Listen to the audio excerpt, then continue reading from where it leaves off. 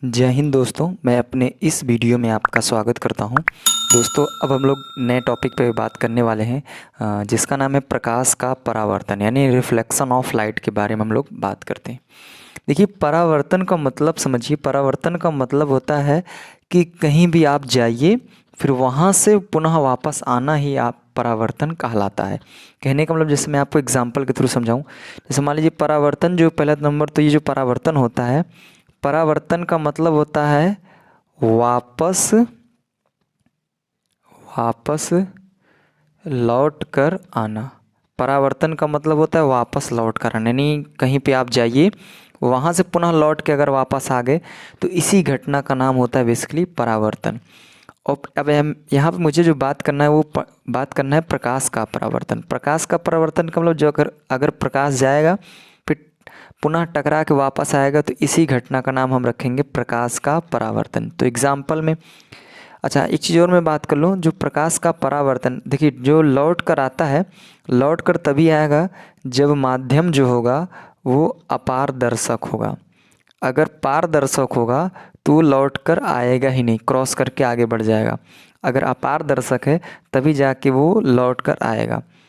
तो यहाँ पे अगर मैं एक माध्यम ले लूँ, ये जो माध्यम है ये अपारदर्शक होना चाहिए, अपारदर्शक माध्यम होना चाहिए। अब होगा क्या, समझिए इस बात को। अगर मान लीजिए जब हम यहाँ से कोई, मान लो सपोज दैट एक कोई फ्लैश वाली टार्च है और यहाँ से हमने क्या किया, लाइट इंसिडेंट करा, यानी लाइट को हमने भेजा और लाइट जैसे यहाँ से आई, यहाँ से टकराई, टकराने के बाद पुनः ये लौट गई, तो इसी घटना का नाम हम लोग रख देते हैं रिफ्लेक्शन ऑफ लाइट। यानी जब प्रकाश की किरणें आती हैं किसी वस्तु पर टकराती हैं और टकराने के बाद वो लौट जाती हैं, तो इस घटना को हम लोग बोलते हैं रिफ्लेक्शन ऑफ लाइट। तो उम्मीद करता हूं दोस्तों कि प्रकाश के परावर्तन की डिफिनीशन आपको क्लियर हुई होगी। अब देखिए दोस्तों, यहाँ पे जो किरण आ रही है इसको मैं बोलता हूँ इंसिडेंट रेज, और यहाँ पे जो किरण जा रही है इसको मैं बोलता हूँ रिफ्लेक्टेड रेज, यानी इसको हिंदी में बोलता हूँ आपतित किरण, आपतित किरण। ठीक है दोस्तों, और इसको मैं बोलता हूँ परावर्तित, गड़बड़ हो गया, परावर्तित किरण। अब देखिए दोस्तों, जहाँ से किरण मुड़ती है इसके सीध में एक मैं लाइन खींचता हूँ, तो एक लाइन ड्रॉ करूँगा। इस लाइन को जो ड्रॉ मैं किया है इसका नाम हम लोग लिखते हैं बेसिकली नॉर्मल, या फिर इसको हिंदी में हम लोग अभिलंब करके भी बोलते हैं। अब देखिए दोस्तों, यहाँ पे जो इंसिडेंट रे है नॉर्मल, इनके बीच एक एंगल बनता है जिसको मैं आई से रिप्रेजेंट करता हूँ, और जो रिफ्लेक्टेड रेज है और नॉर्मल, इनके बीच एंगल बनता है जिसको मैं आर से डिनोट करता हूँ। देखिए दोस्तों, यहाँ पे जो आई है ये बेसिकली, इसको मैं बोलता हूँ आपतन कोण करके बोलता हूँ। ठीक है दोस्तों, और यहाँ पे जो आर है बेसिकली इसको मैं बोलता हूँ परावर्तन कोण। ठीक है, तो ये है बेसिकली। और एक चीज़ आपको ये नोट करना है कि जब कभी भी परावर्तन की घटना होती है तो आई और ये बेसिकली दोनों इक्वल होते हैं, यानी आपतन कोण और परावर्तन कोण ये दोनों आपस में बराबर होते हैं जब परावर्तन की घटना होती है। तो उम्मीद करता हूँ दोस्तों इतना बेसिक इंट्रोडक्शन और समझ में आ गया होगा। हाँ, परावर्तन की घटना में अपारदर्शक माध्यम होना चाहिए। जो किरणें आती उसको मैं बोलता हूँ आपतित किरण, इंसिडेंट रे। जो किरणें लौट के जाती उसको मैं बोलता हूँ परावर्तित किरण, रिफ्लेक्टेड रे। और जहाँ से किरणें मुड़ती उनके लंबवत एक मैं अगर लाइन ड्रॉ कर दूं तो उस लाइन का नाम बेसिकली हम लोग नॉर्मल रखते हैं या फिर अभिलंब रखते हैं। और इसमें नॉर्मल और इंसिडेंट रे के बीच में एक एंगल बनता है जिसको मैं आई से रिप्रेजेंट करता हूं। रिफ्लेक्टेड रेज और नॉर्मल के बीच में एक एंगल बनता है जिसको मैं आर से रिप्रेजेंट करता हूँ। और अगर रिफ्लेक्शन ऑफ लाइट की घटना होती है तो आई और आर है, बेसिकली ये दोनों इक्वल होते हैं। तो ये कुछ बेसिक इंट्रोडक्शन था जो मैंने रिफ्लेक्शन ऑफ लाइट के बारे में बात की। अब दोस्तों हम लोग आगे मूव करते हैं। आइए दोस्तों अब हम लोग थोड़ा बात कर लेते हैं रिफ्लेक्शन यानी एग्जाम्पल ऑफ रिफ्लेक्शन। तो बेसिकली परावर्तन के जो उदाहरण हैं हम उसको थोड़ा डिस्कस कर लेते हैं। देखिए परावर्तन का उदाहरण का मतलब समझिए। परावर्तन का मतलब हमने यही बताया कि जब प्रकाश की किरणें किसी सतह पर, किसी चिकनी सतह पर बेसिकली जब टकराती हैं तो टकराने के बाद पुनः अगर उसी मार्ग में या फिर पुनः लौट गई तो इस घटना का हम लोग बोलते हैं प्रकाश का परावर्तन। अच्छा, इसके एग्जाम्पल की बात करते तो सबसे इसका अच्छा एग्जाम्पल हम लोग देखते हैं कांच का चमकना। कांच का चमकना तो ये बेसिकली इसका सबसे अच्छा एग्जाम्पल है। जैसे नॉर्मली आप लोग देखते होंगे कांच को अगर मैं धूप में रख देता हूँ तो वो देखा करिए उसमें एक चमक उत्पन्न होती है, यानी उसमें एक चमकीला यानी मतलब ग्लो करता है वो। तो वो भी कांच का चमकना ये परावर्तन का एग्जाम्पल है। एक सबसे बड़ा एग्जाम्पल है कि धुली हुई गाड़ी का चमकना। धुली हुई गाड़ी का चमकना, जैसे नॉर्मली आप लोग देखते होंगे जैसे कोई बाइक है या फिर 4 व्हीलर है, अगर उसमें थोड़ा डस्ट वस्ट लग गया है तो आप देखते होंगे वो उतना चमक यानी धूप में अगर आप खड़ी कर देंगे तो उतना वो उसमें चमक उत्पन्न नहीं होता। लेकिन अगर आप उसी को गाड़ी को अगर आप धुल दीजिए और धुलने के बाद अगर आप उसको पॉलिश कर दीजिए तब उसको आप धूप में खड़ी कर दीजिए तो देखेंगे आप लोग बहुत ज़्यादा चमक उसमें उत्पन्न होता है, यानी मतलब कह सकते हैं बहुत अच्छा लगता है देखने में, शाइनिंग टाइप का आ जाता है। तो ये भी परावर्तन, क्योंकि देखिए जैसे मान लीजिए सपोज दैट अगर आप कोई 4 व्हीलर है,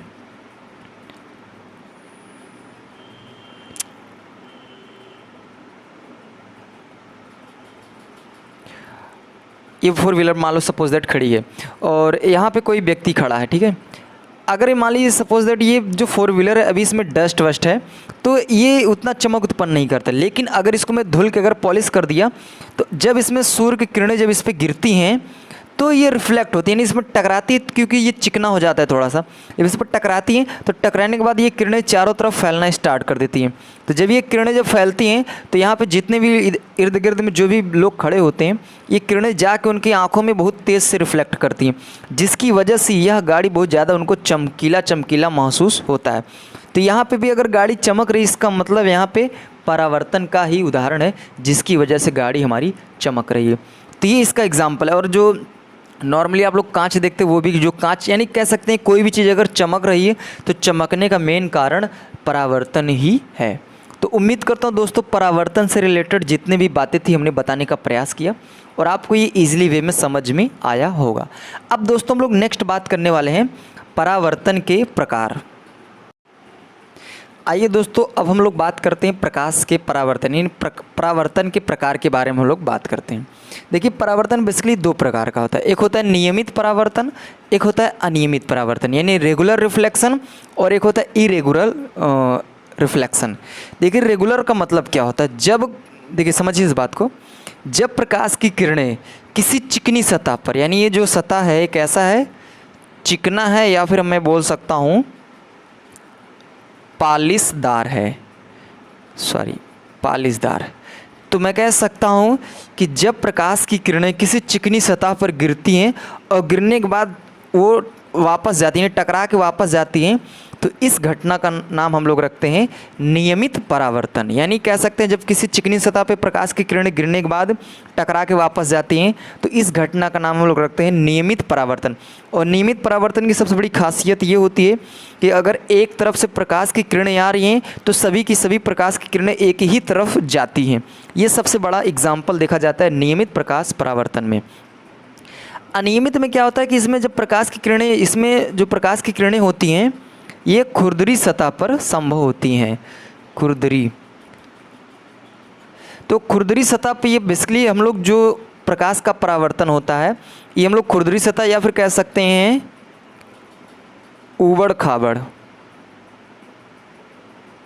तो ऊबड़ खाबड़ का मतलब जैसे ऊंच खाल जिसको हम बोलते हैं, तो यदि मान लीजिए सतह असमतल है यानी ऊंचान ढलान है, तो अगर उसमें जब परावर्तन होते हैं यानी प्रकाश की किरणें आती टकराती है, टकराने के बाद जब लौटती हैं, तो इस घटना का नाम हम लोग रखते हैं अनियमित परावर्तन यानी इरेगुलर रिफ्लेक्शन। अच्छा, इरेगुलर रिफ्लेक्शन में एक बड़ी खासियत यह होती है कि जब प्रकाश की किरणें एक ही आती तो एक ही दिशा से हैं, लेकिन टकराने के बाद फिक्स नहीं होता कि एक ही दिशा में हो जाएंगी, उनकी दिशा बदल सकती है। यानी अगर वो इधर से आई है तो इधर जा सकती है, इधर जा सकती, इधर जा सकती, किधर भी जा सकती। लेकिन नियमित में क्या होता है कि इसमें एक ही दिशा से आएंगी तो एक ही दिशा में इनको जाना भी है। लेकिन अनियमित में क्या होता है कि इसमें अगर एक दिशा से आएँ तो कोई ज़रूरी नहीं कि एक ही दिशा में जाएंगी, ये इधर उधर चली जाती हैं। तो ये नियमित और अनियमित उम्मीद करता हूँ समझ में आएगा। आपको ये ध्यान रखना है, नियमित अगर किसी चिकनी सतह पे परावर्तन हुआ है तो वो नियमित है, अगर खुरदरी सतह में परावर्तन हुआ है तो वो अनियमित है।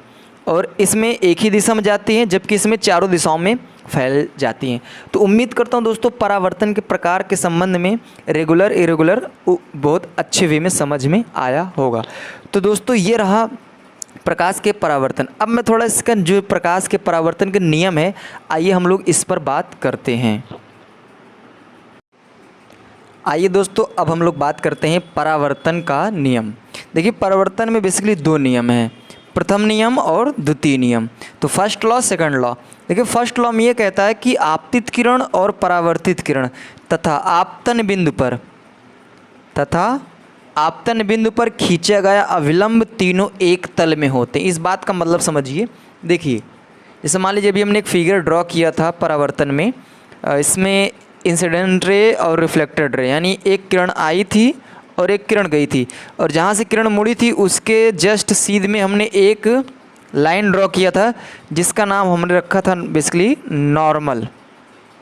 तो समझिए इसको मैं आपतित किरण बोलता हूँ, इसको मैं परावर्तित किरण, इसको मैं अविलंब। तो समझिए इस बात को, कह रहा है कि आपतित किरण यानी ये, परावर्तित किरण यानी ये, और आपतन बिंदु पर खींचा गया अविलंब तीनों एक ही तल है। यानी अगर ये कोई माध्यम है तो इसका ये इधर का एक तल है, इधर का एक तल, यानी दो तल हैं, तो कह रहा है एक ही तल में होते हैं यानी एक ही तरफ होते हैं। तो ये पहला नियम हुआ।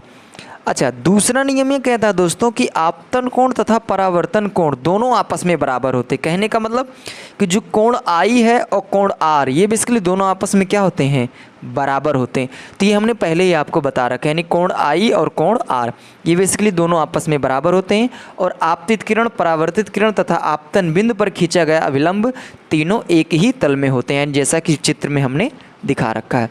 तो उम्मीद करता हूँ दोस्तों प्रकाश के परावर्तन का जो नियम है वो आपको ईजिली समझ में आया होगा। तो बेसिकली आज के इस वीडियो में हमने बात की कि परावर्तन क्या है, बेसिकली परावर्तन के प्रकार क्या हैं और परावर्तन का नियम। एक बार मैं फिर से रिकॉल करा दूं तो देखिए परावर्तन का मतलब होता है कि जब प्रकाश की किरणें किसी चिकनी सतह पर टकराती हैं और टकराने के बाद पुनः लौट जाती हैं, इस घटना का नाम हम लोग रखते हैं परावर्तन। परावर्तन का एग्जाम्पल हम लोग बात करते हैं जैसे कांच का चमकना, धुली हुई गाड़ी का चमकना, तो ये सभी एग्जाम्पल हैं परावर्तन के। उसके बाद परावर्तन बेसिकली दो प्रकार के होते हैं, एक होता है नियमित और एक होता है अनियमित। देखिए नियमित में क्या होता है, जब किसी चिकनी सतह में परावर्तन होता है तो वो नियमित होता है। अगर जब किसी खुरदरी सतह या फिर उबड़ खाबड़ सतह में जब परावर्तन होता है तो उसको मैं बोलता हूँ अनियमित। ये रहा प्रकार। अब परावर्तन के नियम में आपतित किरण, परावर्तित किरण तथा आपतन बिंदु पर खींचा गया विलंब तीनों एक तल में होते हैं, जैसा कि हमने चित्र में दिखाया। और आपतन कोण तथा परावर्तन कोण, इनका जो मान होता है बेसिकली दोनों आपस में बराबर होते हैं। ये द्वितीय नियम है। तो उम्मीद करता हूँ दोस्तों इस वीडियो में हमने लगभग परावर्तन से संबंधित जो भी बातें थी उसको कंफर्म करने की कोशिश की। अगर दोस्तों आपकी सभी बातें समझ में आई हो तो प्लीज़ वीडियो को लाइक करें, शेयर करें, सब्सक्राइब करें और कमेंट करके हमारा उत्साहवर्धन करते रहें। दोस्तों अगर चाहते हैं तो आप इसका स्क्रीनशॉट ले सकते हैं। Thank you very much.